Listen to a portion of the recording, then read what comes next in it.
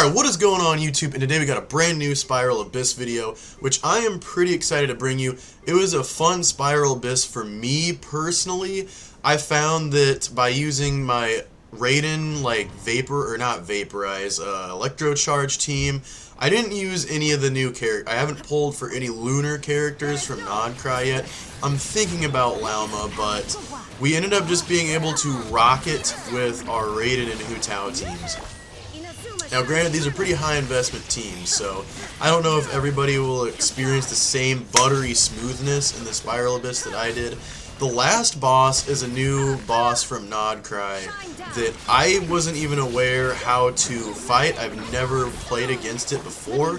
It's like a big toy looking thing with like 4 arms, and I just went hog schmoggling on it. Just completely ooga booga'd with my Raiden team. It was the last chamber first half. So, went smoothly. If you have a high investment Raiden Electro Charge, you should probably be good. And the same goes for this little cactus guy.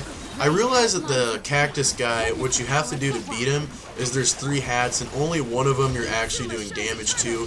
It's trial and error. You hit the hats with your Electro Charge reactions, and eventually you'll circle around to the right one, and you just do enough damage to it.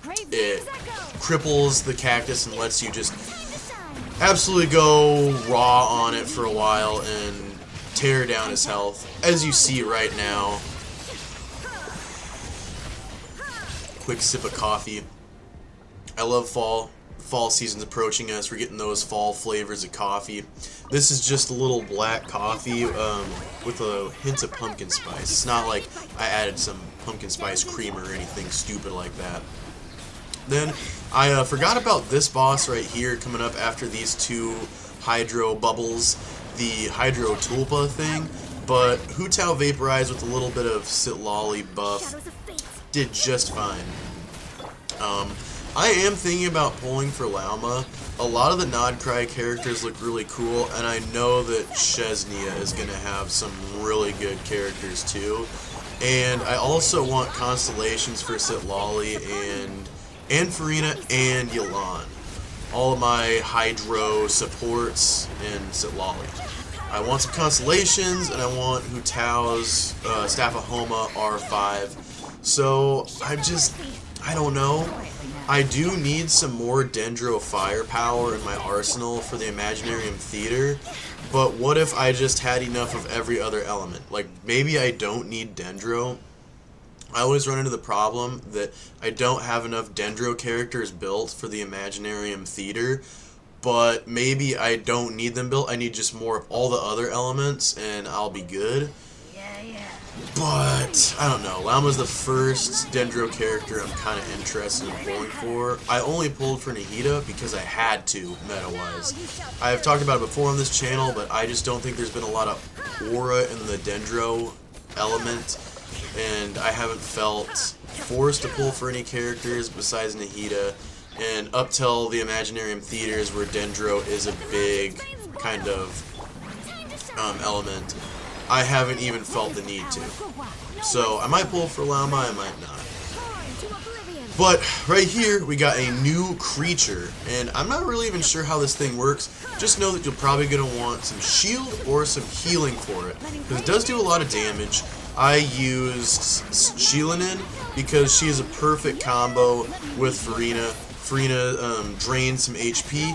Shilinin just helps keep him above 75%. So that you're getting even more buffed with Farina and your characters are staying healthy. This is like a super team. I didn't even realize how good this team was going to be, and, you know, not just against the cactus guy. I usually do Raiden hyper carry with my Raiden teams, or like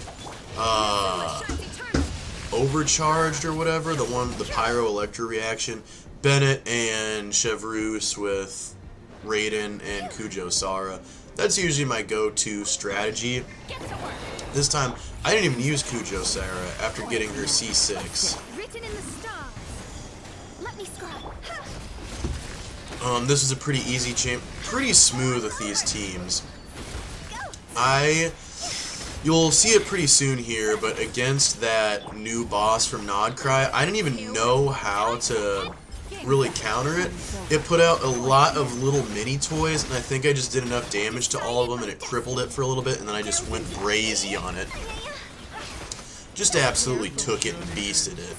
So aside from getting a little bit of shielding on the first half for that second chamber, I would just say teams that do a lot of damage in, you know, first half, you need a little bit of electro charge ideally for the various things. I think lunar charge is probably what Genshin is trying to push you towards, but I obviously don't have a lunar charge character. Electro charge works just as well, and I think the lunar reactions are close enough to the actual reactions. It feels really weird.